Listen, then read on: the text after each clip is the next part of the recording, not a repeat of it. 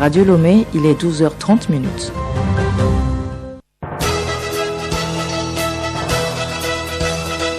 Le journal Sylvie Changay.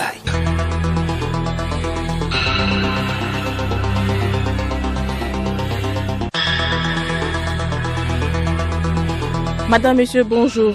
Au sommaire de cette édition, Scan Togo a tenu sa promesse, constat fait par le ministre de l'Environnement et son collègue du Commerce. C'était hier à Tablico. Valoriser les recherches des universités. Des chercheurs de plusieurs pays ouest-africains réunis à Lomé veulent se mettre en réseau pour mieux exploiter les résultats des laboratoires. Ce mercredi 13 octobre est célébrée la journée de la femme rurale. Le portrait de cette catégorie de femmes dans cette édition avec Agbokou Milek. Et puis sport, football, la Fédération togolaise de football annonce le démarrage des championnats de D1 et D2. Elle a publié hier les calendriers pour le déroulement de ces championnats.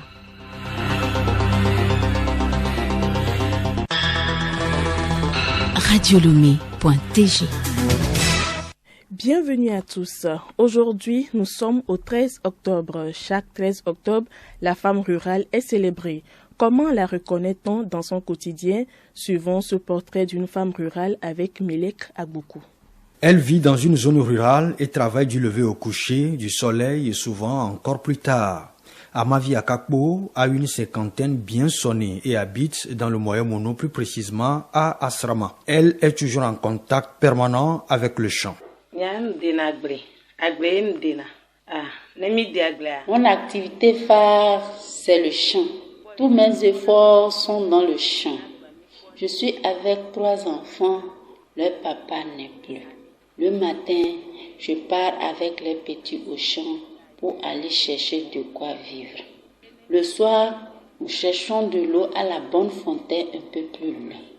Dieu aidant, nous sommes toujours en bonne santé, malgré nos efforts que nous déployons tous les jours. Amavi est spécialiste de la transformation du manioc en gari. Son activité lui permet de venir à bout de son besoin. Elle n'achète pas le manioc, mais en produit elle-même. À cause de la qualité de son gari, elle trouve toujours des commandes qu'elle tente à tout prix à satisfaire. Elle passe de longues heures à collecter de l'eau et du combustible et à préparer des repas. Taille géante, teint noir, visage essoufflé, apparemment fatiguée, mais elle se dope d'un courage de tous les jours pour la survie de sa famille de 3 enfants.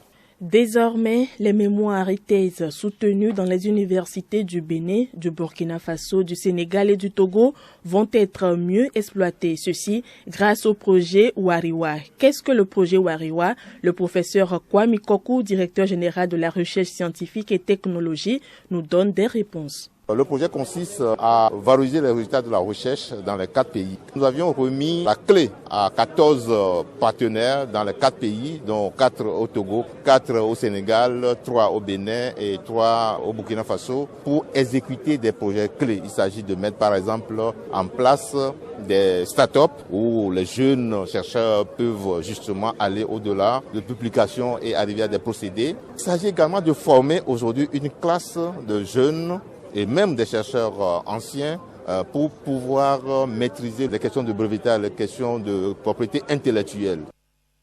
Le ministre de l'Enseignement supérieur et de la Recherche, professeur Majesté Iouateba, expose l'importance de ce projet.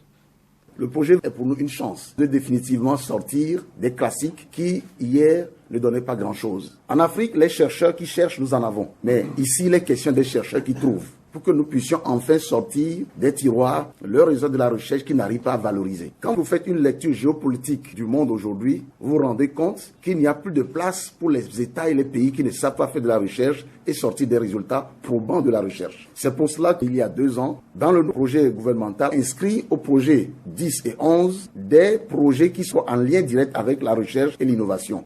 Le projet en lui-même est financé en partie par l'Union européenne. Laure Dutor, responsable du programme de l'Organisation des États d'Afrique, des Caraïbes et du Pacifique.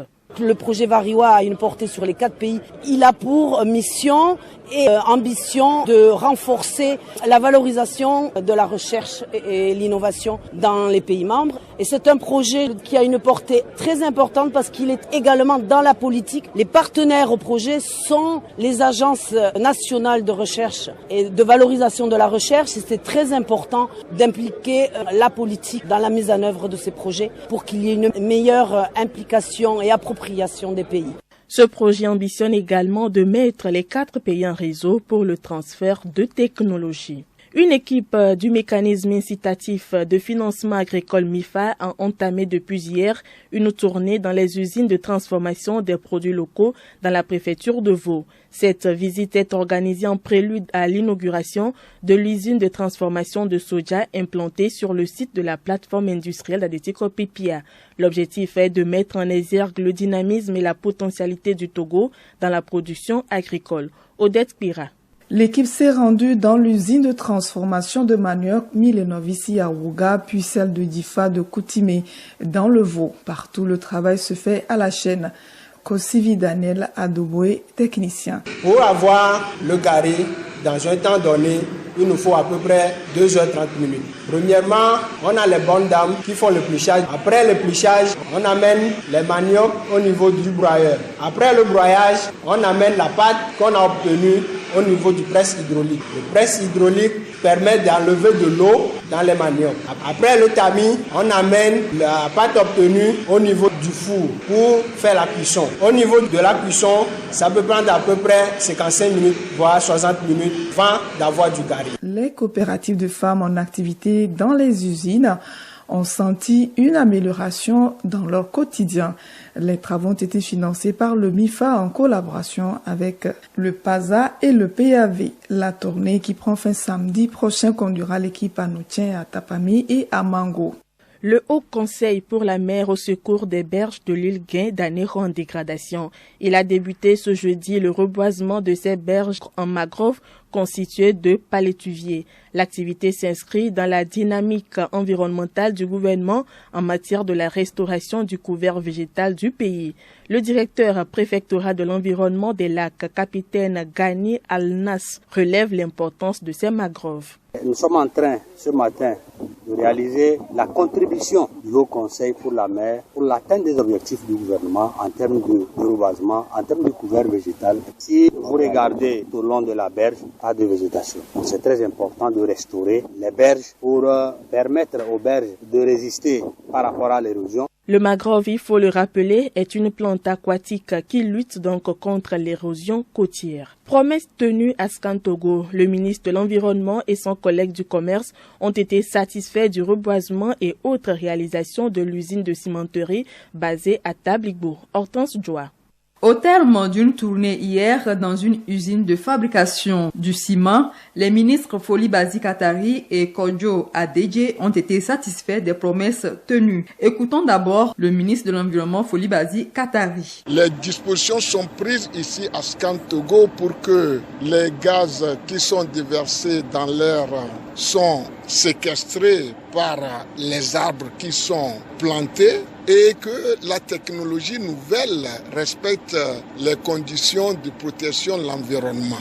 Nous avons constaté avec satisfaction qu'ils sont en train de développer des énergies basées sur la photovoltaïque et surtout toutes les conditions de sécurité sont réunies dans l'intérêt des agents de cette société. Suivant ensuite le ministre du Commerce, Kodjo Adedje, qui a salué les efforts entrepris par Skantogo dans la réduction du chômage. Nous avons constaté ici, au nombre d'emplois permanents et ceux-là qui sont des saisonniers, que Skantogo s'investit très bien. Et nous les encourageons à aller de l'avant. Ça participe à résorber les problèmes de chômage que nous connaissons. Nous avons également apprécié le volet RSE parce que pour nos industriels, il faut une symbiose entre la population et ces industriels-là. Nous avons pu visiter le grand projet de rénovation de l'hôpital de Tabligbo, 1 milliard selon les chiffres communiqués. Et nous voulons les féliciter et encourager les autres industriels. Je sais qu'ils le font déjà à leur emboîter le pas. Eric Goulignac, directeur de Scan Togo, a souligné les raisons qui ont motivé la réalisation de ces différents projets. Ça fait partie aussi des obligations d'un industriel qui s'implante dans le Yoto et on doit avoir une action positive sur les parties prenantes et sur les communautés qui interagissent avec nous directement au niveau de Scan Togo. Alors il y a différents investissements qui sont faits sur la pédiatrie, la radiologie, le laboratoire et clairement c'est de rehausser d'une manière importante le niveau qualitatif des équipements et des infrastructures de l'hôpital de Tabibo. La stratégie nationale de prévention et de lutte contre la corruption et les infractions assimilées est soumise et validée ce matin à Lomé. Elle intervient après 178 mois de travaux. L'objectif ultime visé par la présente stratégie est de faire asseoir la lutte contre le cancer des économies nationales sur les normes standards internationales. Il s'agit de réduire de façon significative la corruption à tous les niveaux dans le pays et faire de la bonne gouvernance un pilier transversal de développement durable du Togo, conformément à la feuille gouvernementale 2025. Plus de détails dans nos prochaines éditions. Suite de la série de dossiers sur l'éducation financière en ces moments de vie chère, notre invité David Gaté Nyamikou, promoteur des programmes Mes Finances, Mes Choix, revient sur comment gérer ses finances pour indiquer le stress dû aux dépenses scolaires. Premièrement, apprendre à faire l'inventaire de ce qui est disponible et réutiliser ce qui n'est pas totalement gâté. C'est vrai que nous avons l'habitude de racheter un peu de tout en début d'année, mais il y a des consommables qui ne sont pas complètement épuisés et qui sont même disponibles dans la maison si vous cherchez bien. Deuxièmement, essayez d'acheter un peu en gros. Parce que quand vous avez un enfant qui ne sait pas encore bien ranger ses affaires, surveillez l'utilisation de ses crayons pour que ça puisse servir jusqu'à la fin de l'année, sinon même que la boîte soit encore disponible pour l'année suivante. Il y a aussi les kakis qui nous fatiguent, qui nous donnent des maux de tête. Apprenez à rappeler aux couturiers de bien s'appliquer lorsqu'ils font les kakis, pour que le kaki ne se déchire pas facilement. Achetez des savons qui ne détruisent pas les habits. Vous avez l'impression que c'est des conseils banals, mais ça va vous réduire énormément de dépenses sur le long terme. Nous revenons demain sur la gestion de l'argent de poche et de recyclage des documents anciens et tenues extrascolaires. La Direction générale de la Loterie nationale togolaise informe son aimable clientèle que le tirage de la tranche commune entente 2022, initialement prévu pour ce vendredi 14 octobre 2022 Burkina Faso, est reporté à une date ultérieure. Les ventes des tickets de la TCE 2022 se poursuivent dans tous les points de vente habituels. Elle invite tous ses clients à continuer de tenter leur chance car des gros lots attendent toujours d'être remportés. Les adversaires d'hier peuvent être les alliés d'aujourd'hui. En témoigne la nomination au Tchad au poste de Premier ministre l'opposant historique Saleh Kebzabo. Après la fin du dialogue national inclusif et l'investiture du président de la transition, il fallait nommer un Premier ministre et c'est sûr un vieux routier de la politique tchadienne que Mahamat Idriss Déby a porté son choix.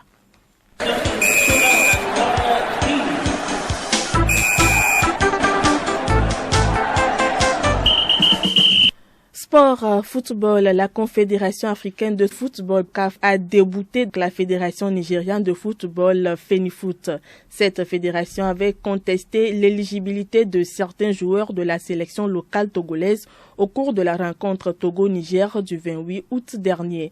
Pendant ce temps, la FTF a communiqué la date de démarrage des championnats de D1 et D2. Des précisions avec Solom Lemon. La Fédération togolaise de football a publié le programme complet des matchs de la nouvelle saison du championnat. La D1 et la D2 sont concernés et joueront en poule unique. La première division reprend ses droits le dimanche 6 novembre. Les journées de D1 vont s'enchaîner jusqu'au 5 février 2023. Le championnat national de D1 fera alors une pause avant de reprendre le 19 février 2023, a écrit le service de communication de la fêtière avant d'enchaîner. En ce qui concerne la deuxième division, elle démarre le 12 novembre comme annoncé précédemment par la FTF, mais en poule unique. Pour une bonne entame de la saison, les administrateurs des clubs seront formés à partir du 17 octobre prochain sur la gestion de la plateforme FTF Togo Connect. Le jury disciplinaire de la Confédération africaine de football rejette la réserve introduite par la Fédération nigérienne de football FENIFOOT au sujet du match Togo-Niger du 28 août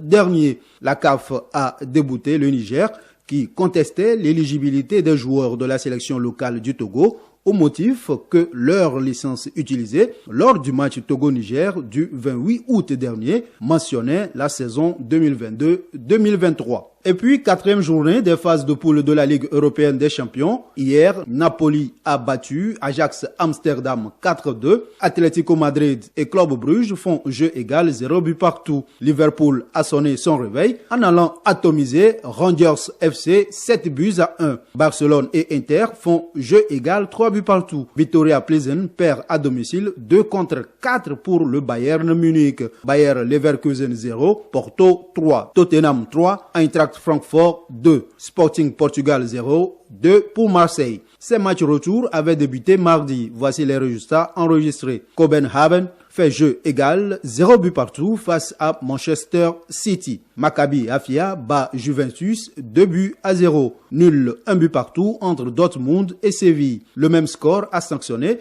les rencontres Dynamo Zagreb Salzbourg, Shakhtar Donetsk Real Madrid et PSG Benfica. Milan 0, 2 pour Chelsea. Celtic 0, Leipzig 2.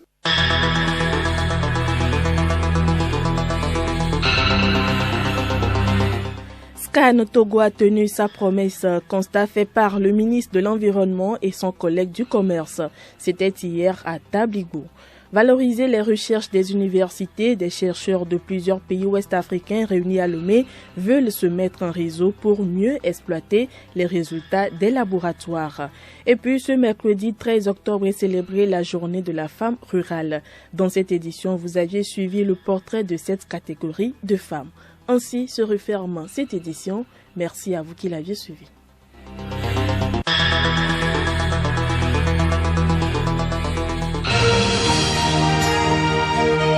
Radio Lomé, boîte postale 434, email radiolomé@radiolomé.tg. radiolomé.tg